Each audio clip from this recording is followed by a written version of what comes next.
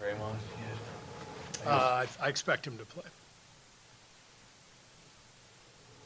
Steve, you recruited and pitched Joel on the Team USA. How disappointing was it for him to go down and have surgery and be out for the time he's going to be out? Yeah, I mean, it's disappointing regardless. You know, we want everybody healthy. We want especially our star players in the league because they're the ones who really drive the entertainment, you know, and that's what our business is. And then, you know, for us with USA, you know, our fingers are crossed that he'll be healthy this summer and able to play because he's an amazing player, and we're really excited to have him, you know, part of the program.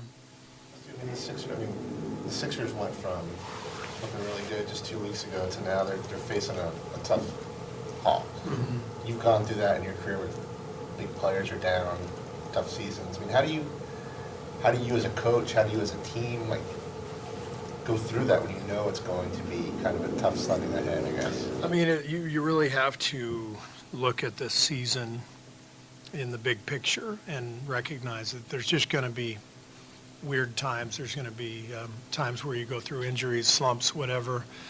You know, I think Eric Spoelstra said something, you know, they lost 7 in a row a couple weeks ago, and he said it's hard to explain, but it's just one of those weird occurrences during the year, and you just have to keep plugging away, and you have to fight your way out of it, and we all go through it.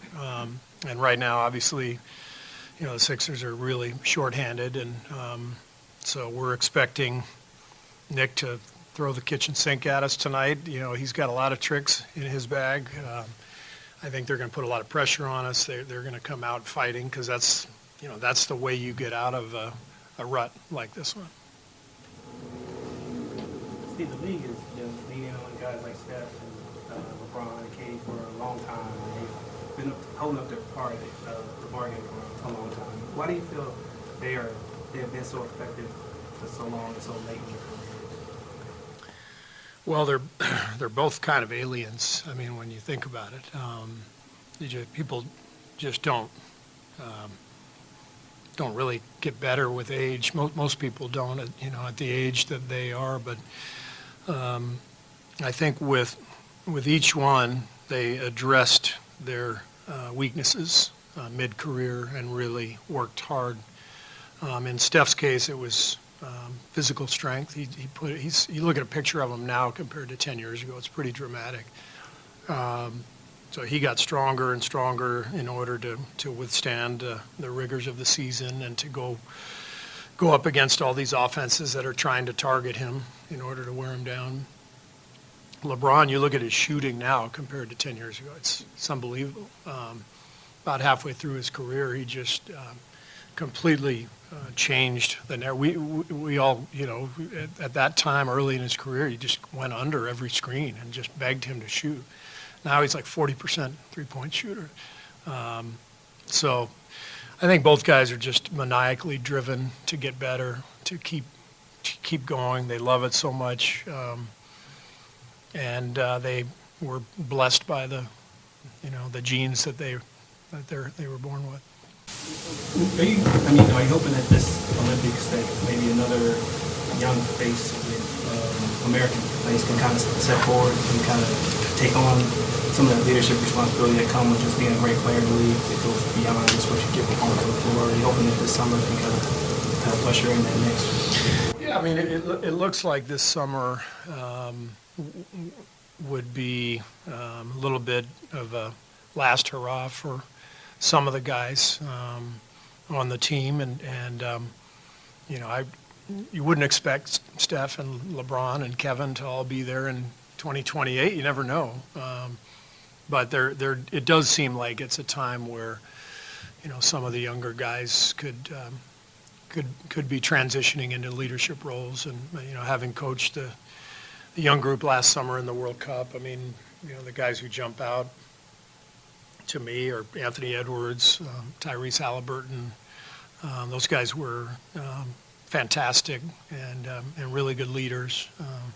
Jalen Brunson was great. I mean, it was such a fun group to work with and such good guys. Mikal Bridges, And they're all young, rising stars in this league, and that's obviously what USA Basketball is looking for. The best of the best, but guys who can also lead and be part of something bigger than themselves.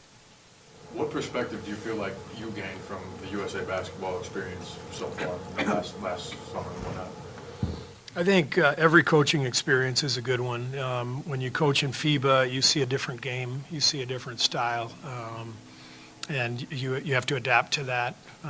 But you see influences literally from all over the world. Whereas the NBA, it becomes a copycat league, and you play the same teams, and you're watching the same teams, and you get used to your opponents and what different coaches are doing. So FIBA really exposes you to a lot of differences and things that you can maybe add to your own team.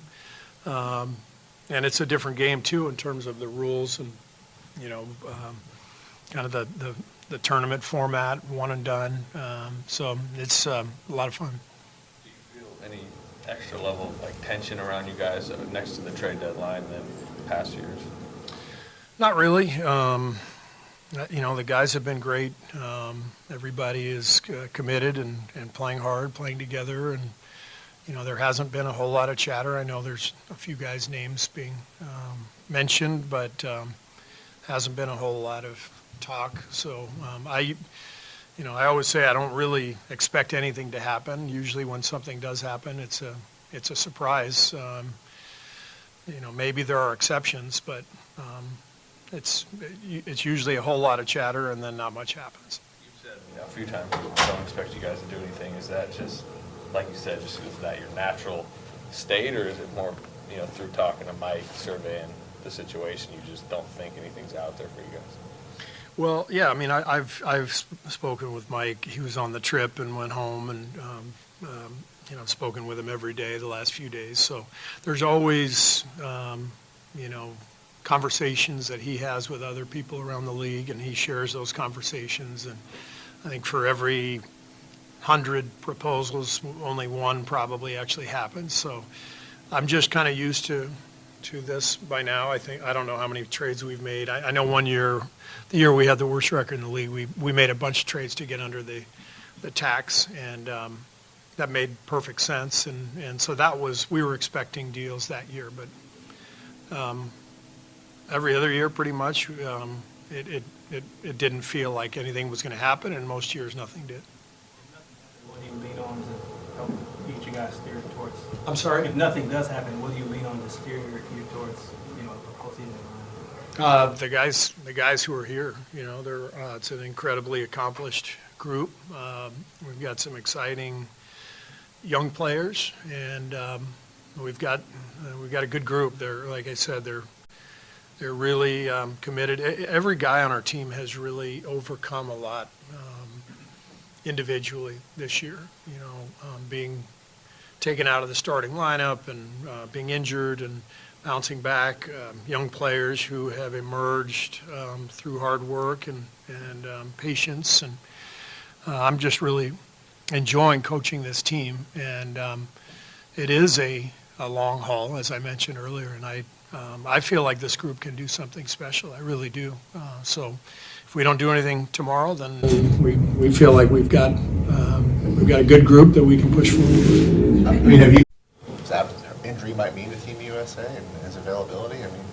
Yeah, of course. But there's not a whole lot that we can do about it.